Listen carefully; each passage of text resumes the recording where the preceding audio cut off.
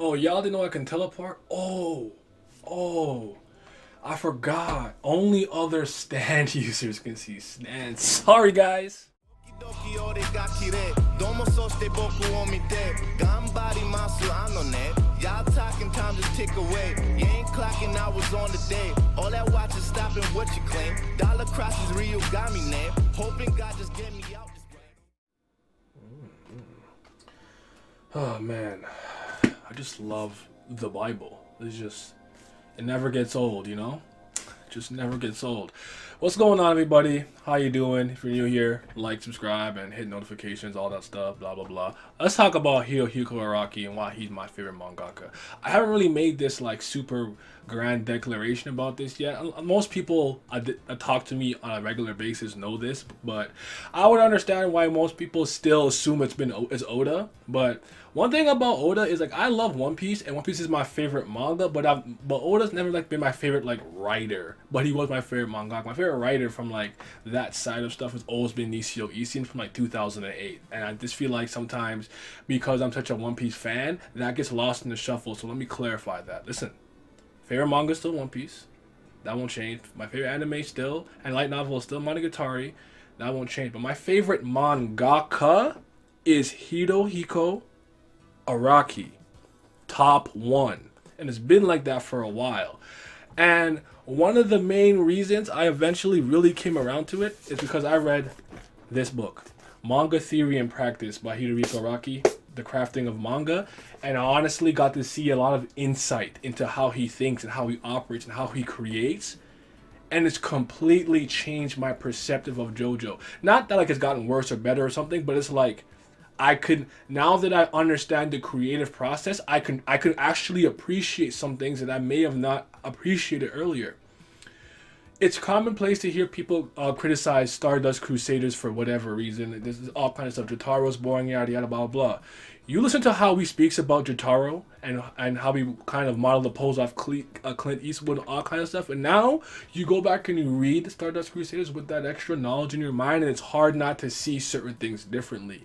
This gave me a much greater appreciation for Jotaro throughout part three because I was one of those people who was like, no, I like Jotaro, he was raw. But I actually preferred him in part 4 and 6. Especially 4, I felt like when he got that mentor role and he was part of the main cast but not the actual titular character, I was like, he's so much more tempered and experienced and more veteran like, and I just really liked it. It was really nice to see, right? So, yeah.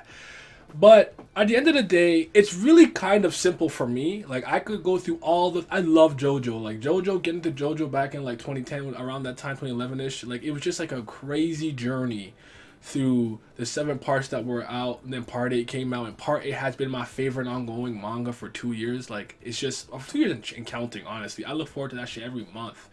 Expect me to talk about JoJo on every month now, by the way. And yeah, but I say this to a lot of people. I don't think JoJo's for everyone. I do think it's a bit of an acquired taste, but I always add this to the end. It's a half joke. But like, if you don't like JoJo, I don't think you have a soul. However, I'll make this, and I'll say this, and you guys tell me if you agree or not. I think I'm capping. I have watched hella movies from all over the world, from all types of time periods.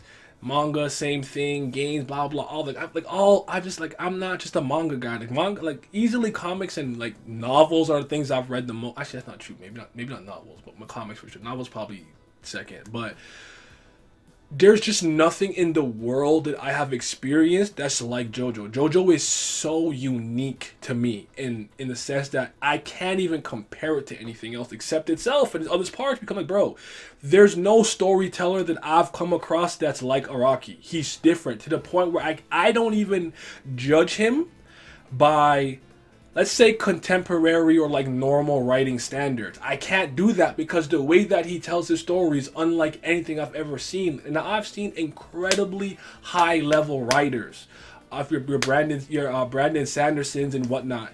I love Nishio Ishii. Nishio Ishii is my favorite. I think he's a fucking genius. Araki's a genius too, but it's just like nobody tells their story this way. Nobody is this like eccentric and over the top, and there's like certain things that like just happen in JoJo that are just like it's a JoJo thing, you know, like it's just JoJo, you know, like Killer Queen, not Killer Queen, Crimson King, King Crimson, you know, it just works. Like so many things like that. Like I'm like I can't judge him the same way I would kind of judge the like average mangaka. With Araki, to me, I have to judge him by his own standard and his own merits and by his own style, and this helped me get a bigger understanding of how to do that. If you're a big JoJo fan or Araki fan, I honestly highly recommend you read this. Right? I'm not gonna, however you need to get it, get it. This is a really good read, trust me.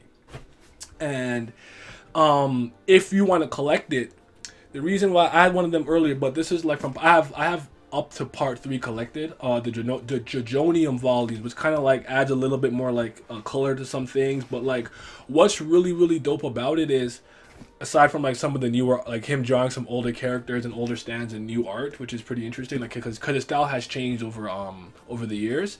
But what I like about this is he has these kind of little interviews type beat where people ask, like someone will ask him a question, the editor or whatever, and he'll speak on something, right? And it's just like hearing him kind of speak about a lot of the parts he made years, decades ago in hindsight is so intriguing.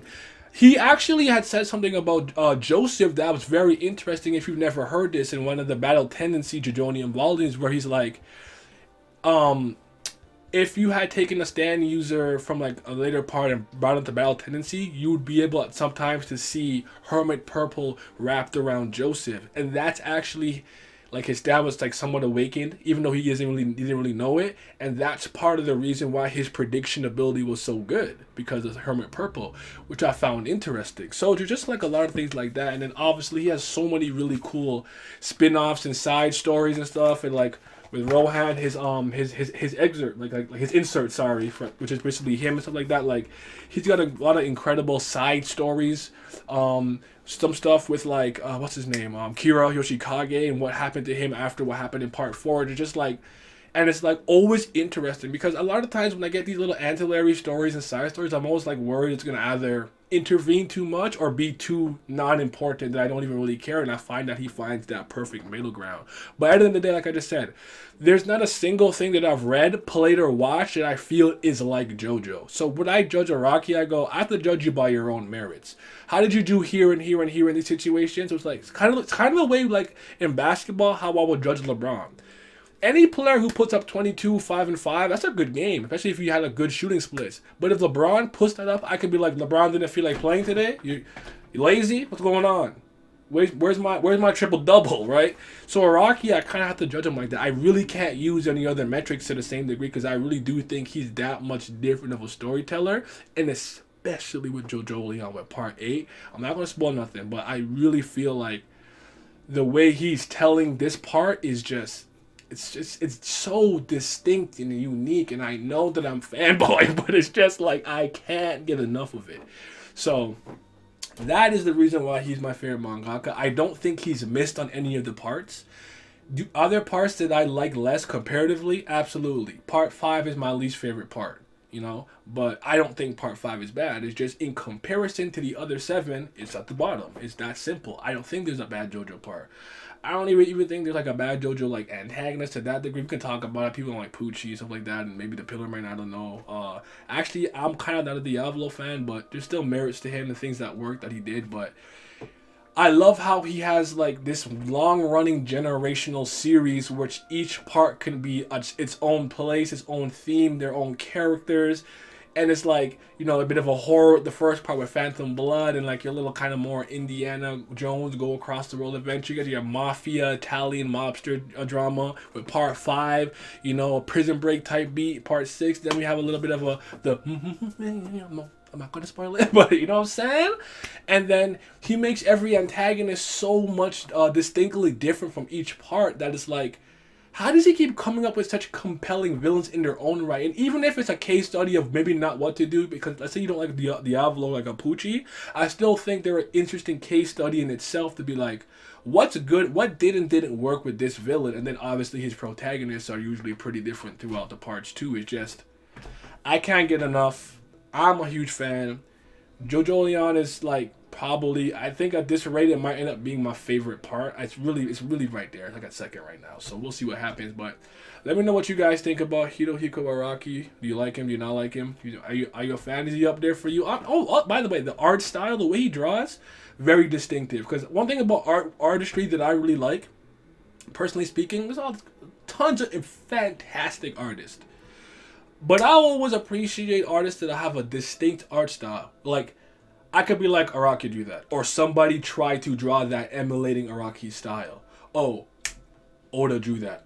Oh, such and such drew that. Like, where like I can just see it and know who drew it. I think Araki has one of those art styles. But let me stop rambling. He's the GOAT. Get you the Bible. Book a deal. Save your life, man.